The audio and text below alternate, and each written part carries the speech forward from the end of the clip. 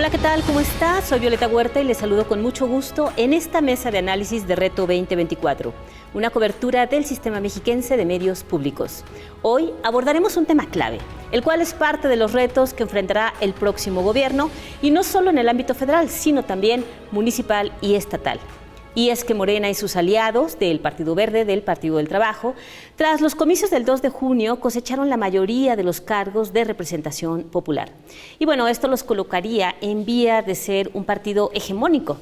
Una mayoría, desde una visión democrática, también es una oportunidad para no repetir errores del pasado y abrir entornos de mayor pluralidad.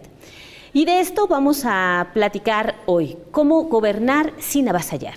Para avanzar en el análisis de este tema, hoy contamos con la valiosa participación de Aldo Muñoz, quien es doctor en Ciencia Política y Administración por la Universidad de Salamanca, coordinador del doctorado en Ciencias Sociales en la Universidad Autónoma del Estado de México, donde es profesor e investigador de tiempo completo. Gracias por estar con nosotros, doctor. Muchas gracias por la invitación, con todo gusto. Y bueno, también contamos con la presencia de Omar Iván Gómez Guzmán, quien es licenciado en Ciencias Políticas por la Universidad Autónoma del Estado de México y doctor en Sociología por la Universidad Iberoamericana, presidente de la Red Expo Social, Asociación Civil, desde donde liderea distintas iniciativas para fortalecer a las organizaciones sociales. Gracias por estar aquí, Omar. Un gusto, muchas gracias por la invitación.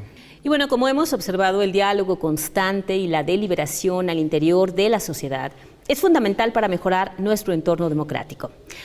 Doctor Aldo, quisiera preguntarle, en un entorno donde existe un partido o una fuerza mayoritaria, ¿es posible y es necesario además alentar la pluralidad de las opiniones? Por supuesto, Violeta, yo creo que, tenemos los instrumentos políticos, como es el caso del Congreso, los cabildos, los congresos locales, para que esa pluralidad sea posible.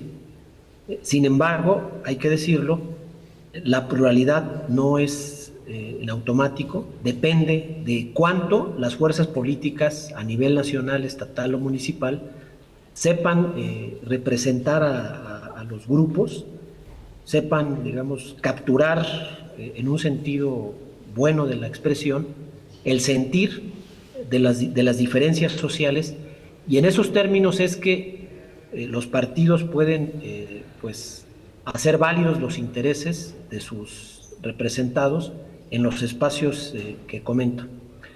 Y conforme un partido se aleja de las causas sociales, se aleja de los grupos sociales más relevantes de la sociedad, en esos términos empieza a ser minoritario, pero no minoritario porque representa minorías, sino porque no ha sido capaz de entender los intereses, de encauzar los intereses de los distintos grupos sociales. Y esto no es como un tema de concesiones, no es un tema tampoco de posibilidades, sino es un tema, vamos a llamarle, de profesionalización política.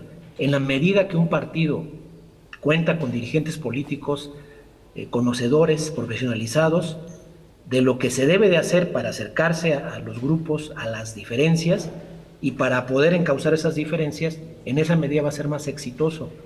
Si un partido se enquista como una élite política que solo está interesado en las candidaturas, que solo espera que sus dirigentes se hagan plurinominales o que se queden con los mejores espacios, ellos, sus amigos o sus familiares, en esos términos se da un alejamiento de los grupos más representativos de la sociedad.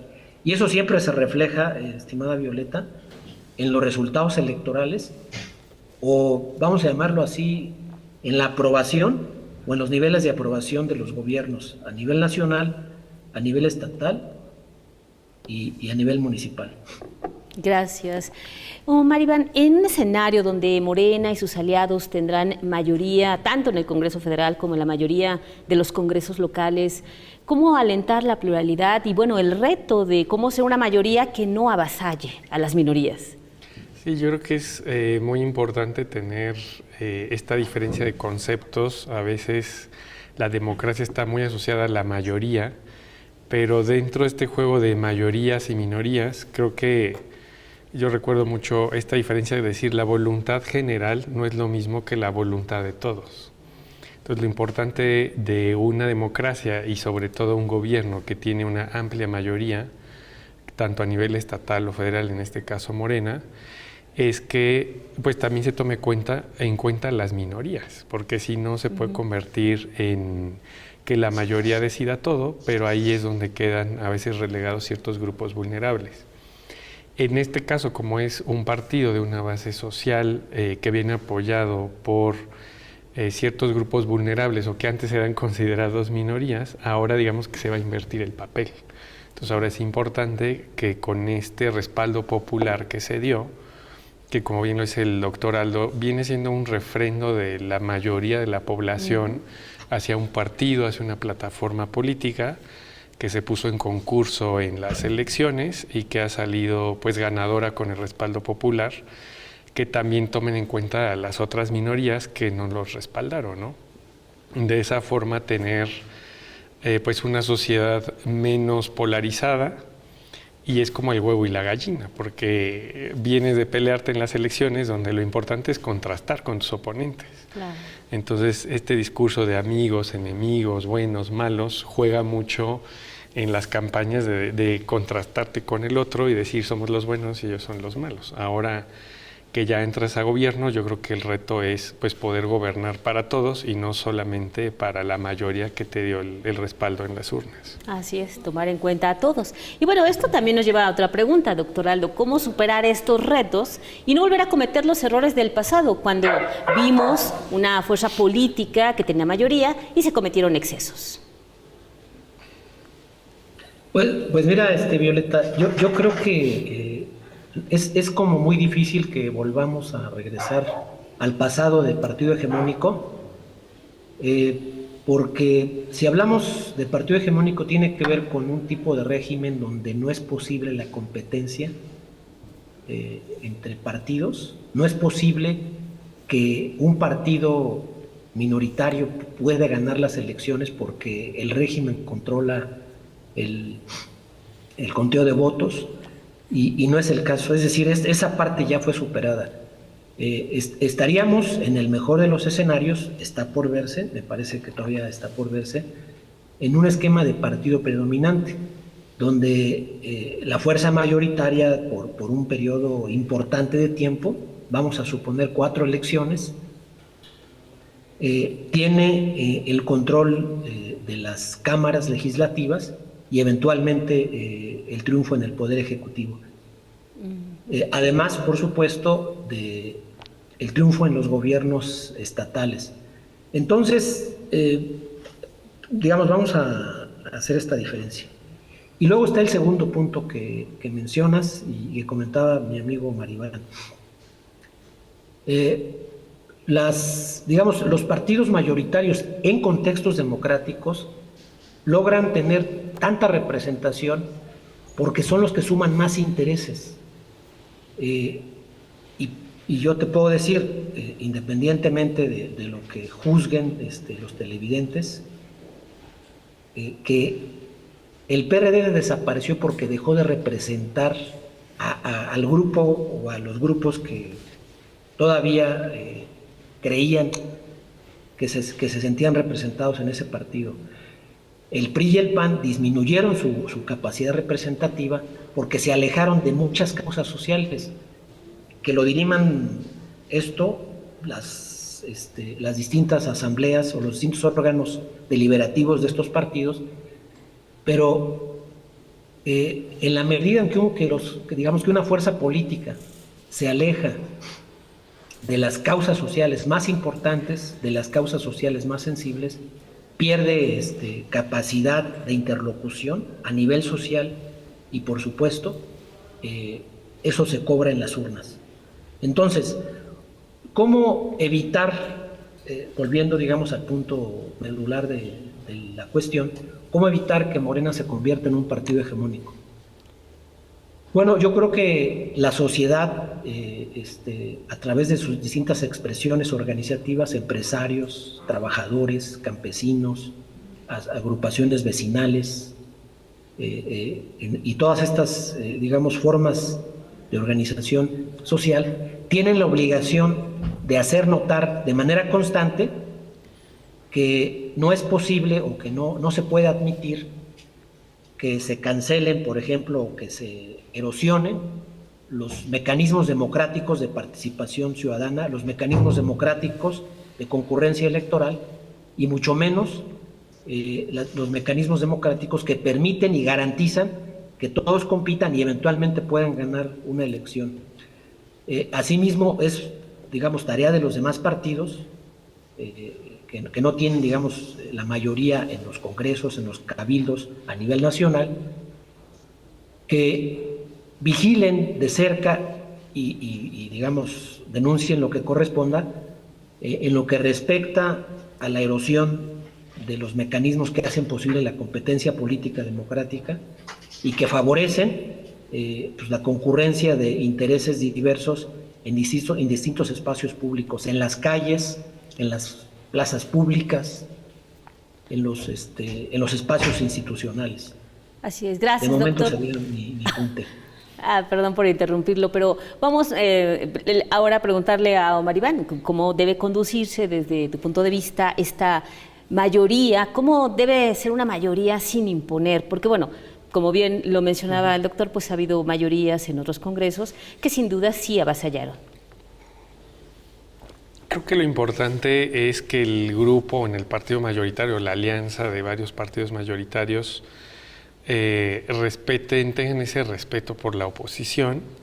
Creo que es muy fácil ser oposición en el sentido que criticar al que está en el poder es más fácil en ese sentido, ¿no? Y hay un experimento social muy conocido, antiguo, que pusieron al azar a estudiantes universitarios, los llevaron a la cárcel e hicieron la recreación de policías y prisioneros. Y como fue al azar, todos los que eran policías asumieron posiciones autoritarias, de burlarse de los prisioneros, de levantarlos a medianoche, de ejercer violencia.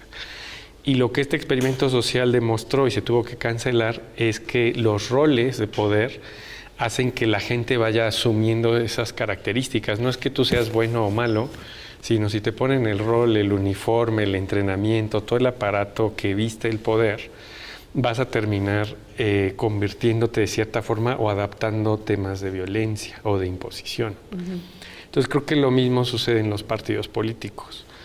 Dicen, ¿no? El poder cambió al PAN antes de que el PAN cambiara al poder, cuando llega Vicente Fox en el 2000 y se da la transición, bueno, la alternancia partidista. Y eso sucede también cuando estás en el poder. El ejercicio del poder desgasta y te vas acostumbrando a la pleitesía de los seguidores y pudimos, les ganamos. Entonces empieza un discurso como de victoria, donde puedes caer justamente en repetir ese padrón, no de un partido tal vez hegemónico anterior, sino de cualquier persona que está en el poder, ¿no? Entonces creo que lo que se tiene que hacer es un ejercicio de autorreflexión sobre todo el interior del partido mayoritario para ser receptores de la crítica interna, de decir, oye, la estamos regando aquí, no hay que cedernos en esto, y mientras haya esa apertura a ser autocríticos, creo que podemos estar del otro lado. Esta mayoría que tendrán Morena y sus aliados. Y bueno, Omar Iván, quisiera preguntarte, las mayorías entonces tendrían que privilegiar el consenso con las minorías, pero tomarlas en cuenta. Tomarlas en cuenta, yo creo que, coloquialmente se dice desde un cabildo y demás, los mayoritearon, ¿no? Cuando uno sabe que tiene la mayoría, es muy fácil discutir y demás, pero a fin de cuentas ya cuando se hace la votación, pues tienes los números suficientes como para avanzar rápido. Entonces creo que es una oportunidad para el partido en el poder, pues de demostrar que sí se puede escuchar a la oposición, a las minorías, tomarlos en cuenta, y que a fin de cuentas la crítica, como cuando alguien se dice vas a ocupar como abogado del diablo, no tienes que hacer caso de todo, pero pues más vale escuchar, ¿no? Otra frase, ahora que veía el título del diálogo de hoy sobre avasallar, sí. Pues hay cosas tales que tienes que hacer con bisturí, ¿no? Así con precisión quirúrgica, de que pueda tener repercusiones diferentes ciertos temas. Y habrá otros que se empezó así que con el asadón o el machete, Entonces creo que es un momento de mucha responsabilidad que tiene el partido en el poder para que las reformas, todos los procesos políticos, pues sí se hagan rápido, tal vez en el primer año del nuevo gobierno de federal, pero tampoco tan rápido que después descuide ciertos detalles, ¿no? Y tengamos que regresar a volver a hacer ajustes, o que al final del sexenio, los periodos legislativos, termine también asumiendo un costo político esos cambios, ¿no? Ok. Doctor Aldo, ¿cuáles serían las acciones que podrían garantizar el equilibrio entre todos los partidos, justamente para que se garantice la participación de todas las fuerzas políticas? Pues mira, Violeta, primero hay que diferenciar entre oposición y minorías. Digamos, oposición es pues, los que están en segundo lugar de la preferencia electoral, y minorías, pues podríamos hablar de grupos con ciertos niveles de vulnerabilidad, pero digamos, para que pueda haber un diálogo entre gobierno y oposición en los espacios deliberativos, en los espacios representativos, tiene que haber una oposición responsable, una oposición que eventualmente esté dispuesta a dialogar. Pero lo que se ha visto en México, sobre todo desde que el PAN ganó la presidencia en el año 2000 y hasta la fecha, es que las oposiciones tienen como estrategia, como bien menciona mi amigo Maribán, negar las iniciativas gubernamentales y no solamente negarlas, digamos, difundirlas como negativas ante sus seguidores, ante el resto de la población. Y las oposiciones en México no han sabido sumarse en los términos que correspondan a las grandes iniciativas. Y en el caso del Pacto por México, pues realmente fue una excepción, pero además quedó claro que muchas de los acuerdos que hubo en el Pacto por México, pues fueron fallidos, ¿no? en el cortísimo y mediano plazo.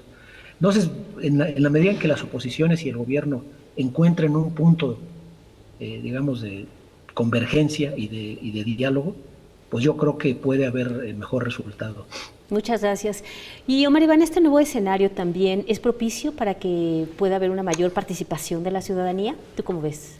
Sí, puede ser propicio, siempre que hay cambios políticos, ayuda a que circulen las élites, a que se ajuste el poder, y ahí es donde tal vez pueda haber un espacio para más participación de la ciudadanía, ¿no? Pero pues a fin de cuentas la gente que se involucra más terminan estando dentro de un partido político como afiliados, y ese porcentaje de la población terminan tomando más decisiones, ¿no? Siempre lo digo que hay como un muro invisible entre ciudadanos y políticos que están en partidos, porque todos somos ciudadanos, ¿no? Tanto los que están dentro o fuera de un partido, y hay creo que una amplia ciudadanía o población que no nos gusta involucrarnos en los partidos políticos. Y entonces hay como esa separación.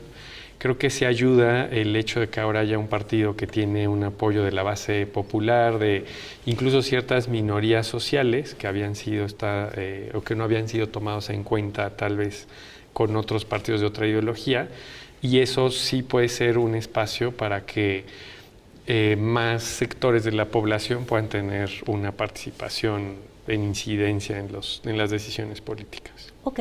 Y doctor Aldo, ¿usted considera que los movimientos, este nuevo ajedrez político permanecerá o estará sujeto a los resultados electorales? Bueno, primero a los resultados que brinden para poder refrendar esto en los siguientes comicios. Pues mira, Violeta, hay como varios pendientes del gobierno que se va, ¿no? Uno es el tema de la seguridad, otro es el tema de los servicios de salud, y otro es el tema de los servicios educativos, entre los más importantes. Y en la medida en que estas agendas avancen en resultados, en efectividad, en esa medida yo creo que los electores refrendarían, digamos, su apoyo al partido en el gobierno.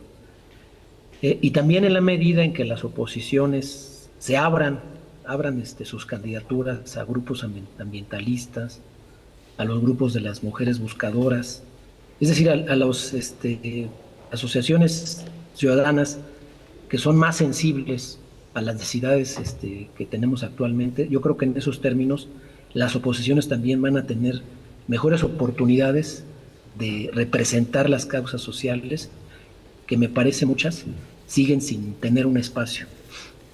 Gracias. Pues mire, hemos platicado sobre este tema de mayorías, gobernar, cómo tener una mayoría sin avasallar, un tema que además ha sido mencionado por propios actores políticos, de que es el reto que tienen ahora Morena y sus aliados del Partido Verde y el Partido del Trabajo, y no es menor, porque en el Estado de México tenemos ahora un gobierno encabezado por Morena y tendremos a partir del 5 de septiembre también una mayoría en la legislatura local. Y de manera muy rápida quisiera pedirles cuáles son sus conclusiones. Tenemos un minuto, doctor Aldo, para conclusiones, por favor.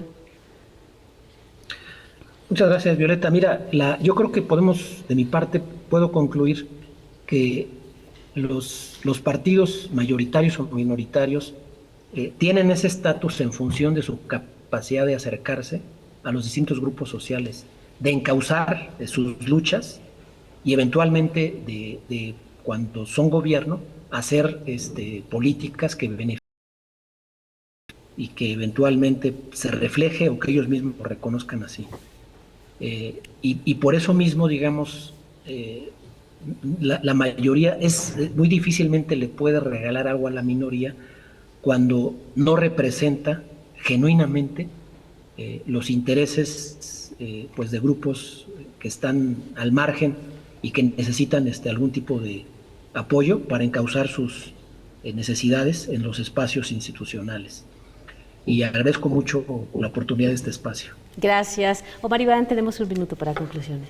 Muchas gracias. Pues yo creo que hay dos retos por parte del partido en el gobierno, es pues escuchar a la oposición, concentrarse, como bien lo dice el doctor Aldo, en dar resultados para la plataforma política que propusieron y que la ciudadanía está esperando. Y pues el reto de no caer en llevarse por el poder y después el ejercicio en el poder los va a desgastar, entonces pues ofrecer la mayor cantidad de resultados posibles.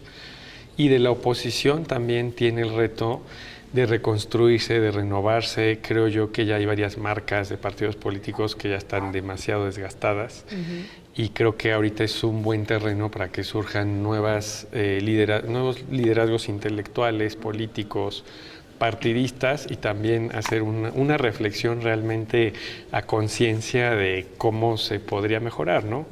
Y a fin de cuentas que en una competencia electoral ambos lados o todos los partidos políticos se esfuercen en ofrecer mejores propuestas a la ciudadanía. Sí, sin duda tuvimos muchísimas enseñanzas con estas últimas elecciones del 2 de junio, donde, bueno, como bien lo mencionas, algunos partidos políticos perdieron muchísimos votos, pero hubo otros también, como Movimiento Ciudadano, ¿no?, que creció de manera importante. Y bueno, quiero agradecer muchísimo las participaciones del doctor Aldo, Omar Iván, muchas gracias por estar con nosotros y ojalá que nos puedan seguir en otra emisión en estas mesas de análisis de Reto 2024. Buenas noches.